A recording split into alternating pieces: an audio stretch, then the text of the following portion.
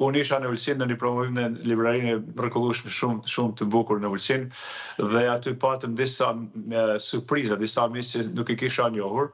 Një prej tyre ishte një asistente e një mjeku tonë që ka punuar në punimin tim shkencor në ndër vite dhe se kisha parë, vetëm emrin ja kisha dëgjuar, zonja Çapuni, por aty ke edhe një mjek i përzitshëm dhe duke folur e pash se u emocionua pak dhe tha kam dëshirë të flas me ty, folëm. Thot pash që thot unë kam qenë atë ditë kam qenë konkurrent në Fakultetin e Mjekësisë në Prishtinë në qershor të vitit 83 dhe janë pranuar vetëm një shqiptar nga Mali i Zi. Ai shqiptar që ishte pranuar në Fakultetin e Mjekësisë dhe natyrisht ishte mjek, por më tha nëse dëshiron, po ndryshon, po ta jap titullin doktor këtu, ajde puno këtu në Malzi dhe unë po shkoj në New York, po marr atë shaketi. Dhe pak shaka.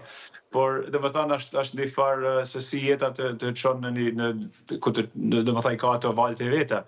Por megjithatë përshkruaj shumë bukur, janë shumë gjëra të cilat kur je 20 vjeçar ndikojnë në një vendimmarrje për t'u larguar, nuk është një gjë e lehtë. Por kur je 20 vjeçar bën atë punë edhe më lehtë. Nuk i perceptimi i rrezikut ose i risk nuk është i njëjtë si kur është njëri më i rritur.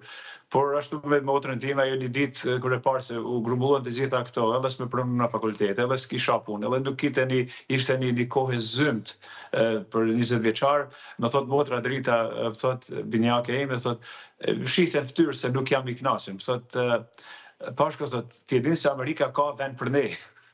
Vetëm ajo fjali dhe tjetër rrotulloi për kohë për disa javë dhe vendosëm përfunduam natyrisht në një bagazh të një veture të madhe amerikane.